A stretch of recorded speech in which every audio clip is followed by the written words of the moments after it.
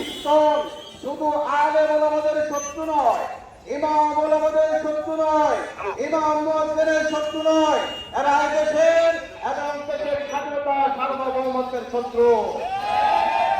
দেশের স্বাধীনতার বিরোধী, স্বাধীনতার বিরোধীর অজুহাতে এদেশের বহু ওলামায়ে কেরামকে ফাঁসির কাছে ফেরানো হয়েছে গেল কয়েক বছর আগে মাত্র।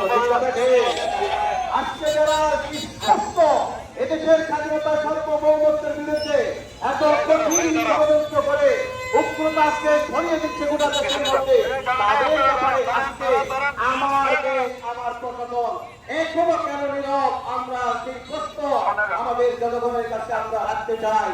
বাংলাদেশ তৌহিদি জনতা, আমার কোন দল যদি আক্রান্ত হয়, গাজীপুরে আমার পরিচয় টুকরা 13 বছরের একটা মাত্র শিশু, ওই শিশুকে তারা গণদর্শন করলো আজকে দেখে 3 দিন বা 4 দিন যাব।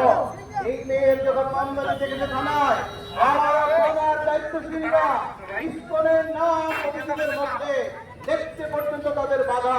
কেন রে বাবা, কেন? আপনাদের হুঁশিয়ার হওয়া উচিত, আপনাদের হুঁশিয়ার হওয়া উচিত। আমরা এই অবস্থাতে দেখেছিলাম কেন 5ই আগস্টের পর এই অবস্থা তো থাকবে না। আমরা মনে করেছিলাম যারা ওই মানসিকতা তারা হয়তো সব সামনে গেছে, এই কিন্তু এখনো আবার এই 24 অভ্যুত্থানের পরে আবার কেন আমার পুলিশ প্রশাসন ওই স্বৈরাচারদের দূষণ যারা, স্বৈরাচারদের পাশাপাশি গোলাম যারা, তাদের নাম লিখতে পর্যন্ত ভয় পাচ্ছে। তাহলে আপনি কার অভিযোগে হয়ে আপনি কাজ করতেছেন? আপনি কি বাংলার একজন দায়িত্বশীল নাকি ইন্ডিয়ার দায়িত্বশীল? আপনি আগে ঠিক করেন। মনে রাখবেন, যদি দেশের সাথে কেউ গাদ্দারি করে, এই জনগণের সাথে কেউ গাদ্দারি করে, বাঁচতে পারবে না। যেমন 7 তারিখে বাঁচতে পারে নাই অনেকের লাশ, অনেকের লাশ ব্রিজের সাথেও ঝুঁকছে। আপনারা দেখেন নাই? এটা তাদের কর্মের ফল ছিল। এমন মতো এখন আর কেউ করবেন না। আমার নির্দেশিত হচ্ছে, তার জীবন যাচ্ছে, তাদের বিরুদ্ধে অভিযোগ করবে, তাদের নাম আপনারা লিখতে দিবেন না। আপনারা কোন দেশের গোলামি করতেছেন? বাংলাদেশ তৌহিদি জনতা, আমার যে ইমাম, সেই ইমাম আক্রান্ত হয়েছে, ওই ইমামের ব্যাপারও আজকে প্রশাসনের কাছ থেকে চাপা দেওয়ার জন্য দেখা দেওয়া হচ্ছে। আমার ইমামের পক্ষে স্বাধীনভাবে কাজ করতে দেওয়া হচ্ছে না। তাহলে আমার বলতে হয়, আমরা স্বাধীন নামে স্বাধীন থেকে দেখো, আমরা কি পরাধীন হয়ে গেলাম? আমরা স্বাধীন দেশে থেকে আমরা কি পরাধীন হয়ে গেলাম নাকি? আমরা স্বাধীন জাতি, আমরা পরাধীন থাকার মতো নয়। এই স্পষ্ট ঘোষণা, যদি আমার স্বাধীনতা, আমার সার্বভৌমত্ব, আমার ইসলাম, আমার কোনো মত কোনো বোন, এদের ইজ্জতের উপর আবার যদি আঘাত হবে, এদেশের এক একটা বালুকণা এক একটা আইটেমে পরিণত হয়ে যাবে।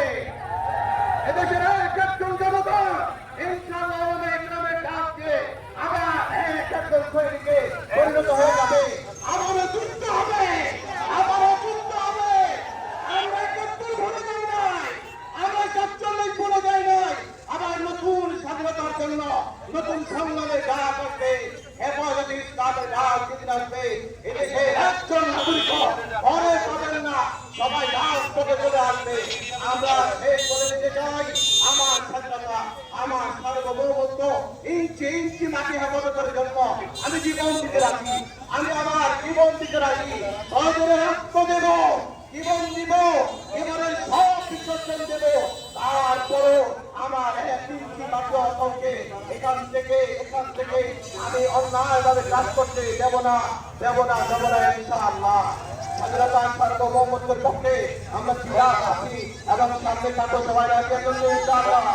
যুদ্ধের প্রয়োজনে আমরা যুদ্ধ করবো, কারাগারের জন্য স্বাধীনতা সার্বভৌমত্বের পক্ষে আমাদেরকে অবস্থান রাখার অবস্থান চাই।